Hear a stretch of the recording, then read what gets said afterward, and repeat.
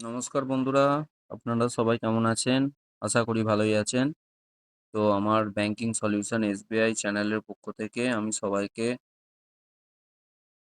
স্বাগত জানাই। তো আজকে আপনাদের জন্য যে কনসেপ্ট নিয়ে এসেছি সেটা হচ্ছে আপনার ধরুন চেক আছে, আপনি সেই চেক অন্য কাউকে দেবেন। তো সেটা কিভাবে দেবেন? কিভাবে ফিল আপ করবেন? দেখুন এখানে একটা কথা বলে দিই, যখন আপনি কাউকে চেক দিচ্ছেন তো সবসময় চেষ্টা করবেন চেকটা পুরো ফিল আপ করে তাকে দেওয়ার। এরম নয় যে শুধু আপনি সাইন করলেন দিয়ে দিলেন তাকে, বা সাইন করলেন অ্যামাউন্ট বসালেন দিয়ে দিলেন। চেষ্টা করবেন চেকটা পুরোটা ফিল আপ করে দেওয়ারই চেষ্টা সবসময় করবেন। তাতে কি হবে, আপনার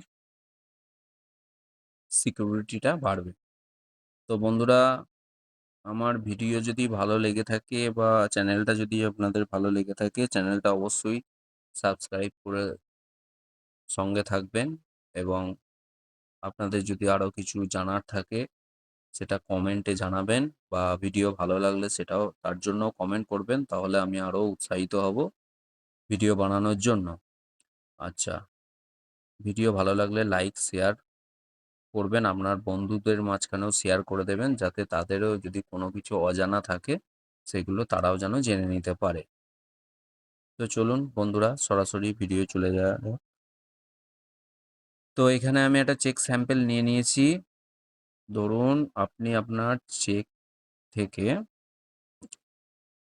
অন্য কাউকে চেক দিচ্ছেন, মানে আপনার অ্যাকাউন্টের চেক আপনি অন্য কাউকে দিচ্ছেন। তো সেক্ষেত্রে কিভাবে তাকে ফিল আপ করে দেবেন? তো চলুন, সর্বপ্রথম আমি এখানে এই পে এর জায়গাটায়, ধরুন আমি এখানে চেকটা দিচ্ছি ডেভিড পালকে। তো আমি এখানে লিখে দিয়েছি ডেভিড পাল বাবুকে, যেহেতু আমি টাকা দিচ্ছি তো আমি এখানে নাম লিখব ডেভিড পাল লিখে নিয়েছি।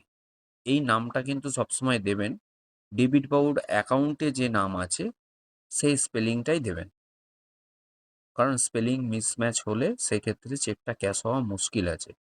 চেকটা ক্যাশ না হলে দুটো সমস্যা, এক যদি প্রথমেই রিটার্ন হয়ে যায় সেটা আলাদা কথা, হুম, আর যদি পরে হয় বাউন্সের চার্জ কাটে। আচ্ছা, তো এইখানে সেসব কনসেপ্ট আমি পরে আরও ডিটেলসে বলে দেবো। এখন আমি অত ডিপলি যাচ্ছি না গো। তো এখানে ধরুন আমি ডেভিড বাবুকে দিচ্ছি, তো এখানে ডেভিড পাল ওনার নাম লিখে দিয়েছি। আপনারা এখানে সব ক্যাপিটালেও লিখতে পারেন, বা ডেভিডের ডিটা বড় হাতের, বাকি ইভিআইডি এটা ছোট হাতের করতে পারেন, আবার পালের পিটা বড় হাতের, এলটা ছোট হাতের করতে পারেন, কোনো সমস্যা নেই। আচ্ছা, উপরে দেখুন ডেট, ডেটের জায়গায় লিখে দিয়েছি আমি এখানে 7/5/2025 ডেভিড বাবুকে চেকটা দিচ্ছি, তো ওই দিনকার ডেট লিখে দিয়েছি।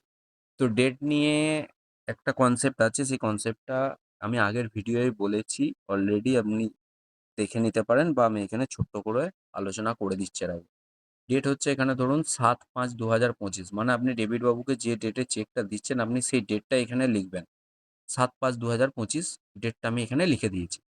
এবার ডেভিড বাবু টাকাটা 10/5/25-এও তুলতে পারে, 15/5/25-এও তুলতে পারে। ডেভিড বাবুর সুবিধা অনুযায়ী টাকা তুলবে, তাতে এখানে ডেট আপনি লিখলে কোনো অসুবিধা নেই। ডেভিড বাবুকে কোনো ডেটে ওভাররাইট করতে হবে না, বা ডেট কিছু চেঞ্জ করতে হবে না। কারণ একটা চেকের ভ্যালিডিটি হচ্ছে যে ডেট আপনি দেবেন সেই ডেট থেকে পুরো 3 মাস ভ্যালিডিটি থাকবে। তার মানে আপনি যে ডেটে ডেভিড বাবুকে চেকটা দেবেন সেই ডেট থেকে 3 মাস পর্যন্ত ডেভিড বাবু টাকাটা তুলতে পারবে যে কোনো। ওকে, চলুন এবার চলে এলাম নিচে। এই দেখুন রুপিসের যে সিম্বলটা দেওয়া আছে, রুপির সিম্বলের পাশে এখানে আপনি অ্যামাউন্টে লিখে দেবেন, মানে এখানে আপনার ফিগারে লিখে দেবেন 10000.00, মানে আমি এখানে 10,000 টাকা দিচ্ছি, তাই জন্য 10,000 লিখে ডট দিয়ে পাশে 00 করেছি। আচ্ছা, এইখানে যখন কাউকে চেক দেবেন, এটা খুব ইম্পর্টেন্ট জিনিস, এই ডট দিয়ে পয়সার ফিগারটা, বা অনেকের সাইডে স্ল্যাশ দিয়ে একটা ডট দেন, যেটাই করেন দুটোই ঠিক, কোনো ভুল নয়, কিন্তু অবশ্যই করবেন। কেন করবেন আমি বলি এবার আপনাদের। ধরুন আপনি এখানে একজনকে চেক দিলেন, ডট দিয়ে 00 পয়সাটা বসালেন, বা সাইডে স্ল্যাশ দিয়ে যে টিক মার্কটা আমরা অ্যামাউন্টের পাশে লিখি, তো সেইটা দিলেন না। সেক্ষেত্রে কি হবে?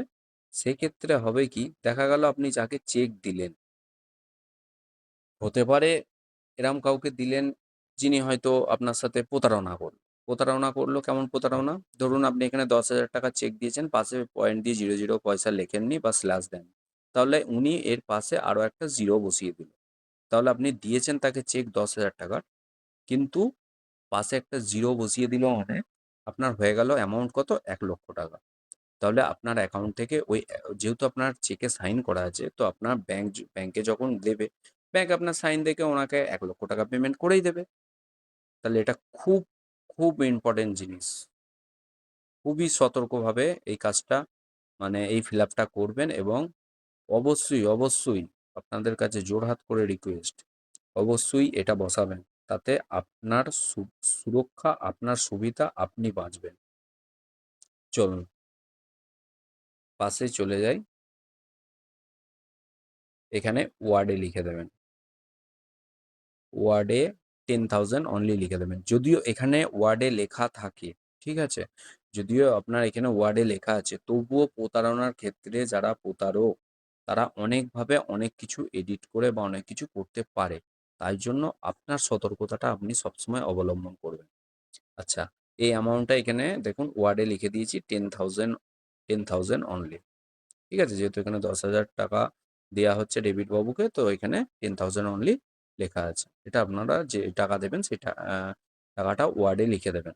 আচ্ছা, নিচে দেখুন এই অ্যাকাউন্ট নাম্বারের জায়গাটা, এই অ্যাকাউন্ট নাম্বারের জায়গাটা যেহেতু এটা স্যাম্পল চেক, সেই হিসাবে আমি এটা অ্যাকাউন্ট নাম্বারটা লিখে দিয়েছি। কিন্তু আপনাদের দেখবেন চেকের মধ্যে অ্যাকাউন্ট নাম্বার এখানে লেখাই আছে। কিছু লেখার দরকার নেই। চলুন, এখানে কাজ কমপ্লিট। চলে আসুন এবার। Please sign above. এখানে আপনার অ্যাকাউন্টে যে সাইন আছে, সেই অ্যাকাউন্টের সাইনটা আপনি এখানে করে দেবেন। ব্যাস, এই হয়ে গেল আপনার চেক কাউকে দেওয়ার নিয়ম। যে জায়গাগুলো আমি লাল কালি দিয়ে দেখিয়েছি আপনাদের, এইগুলোই ফিল আপ করতে হবে। তার মধ্যে শুধু exception account number. Account number আপনাদের বাই ডিফল্ট দেখবেন চেকের মধ্যে প্রিন্ট করাই থাকবে, অ্যাকাউন্ট নাম্বারটা লেখার দরকার নেই। বাকি যেটুকু পোর্শন লাল কালি দিয়ে ফিল আপ করা আছে, এইটুকুই আপনার লাগবে, এর বাইরে আর কিছু লাগবে না। চলুন, এই হয়ে গেল কাউকে চেক দেওয়ার নিয়ম, চেক দেওয়ার ফিল আপ। আচ্ছা, উল্টো পিঠে আপনি একটা সাইন করে দিলে দিতে পারেন এখানে।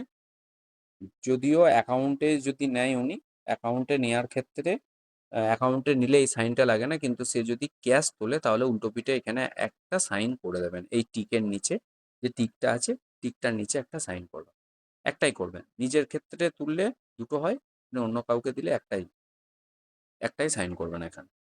তো এই ছিল আজকের ভিডিও। বন্ধুরা, ভিডিও ভালো লাগলে লাইক, শেয়ার, কমেন্ট করুন এবং সাবস্ক্রাইব করুন চ্যানেলটা। আমার পাশে থাকুন, অনেক কিছু জানতে পারবেন। আমি এখানে ভিডিও নিয়ে আসি বিশেষ উদ্দেশ্যে। ধরুন এই ফিল আপগুলোই আপনাকে পয়সা দিয়ে করাতে হয়, তো আপনি যদি নিজে নিজে শিখে করতে পারেন, তাহলে আপনার টাকা তো বাঁচছেই, তার সঙ্গে আপনি অনেক কিছু নতুন জিনিস শিখতে পারছেন। ধন্যবাদ বন্ধুরা, ভালো থাকবেন। দেখা হবে নেক্সট ভিডিওয়ে। Thank you.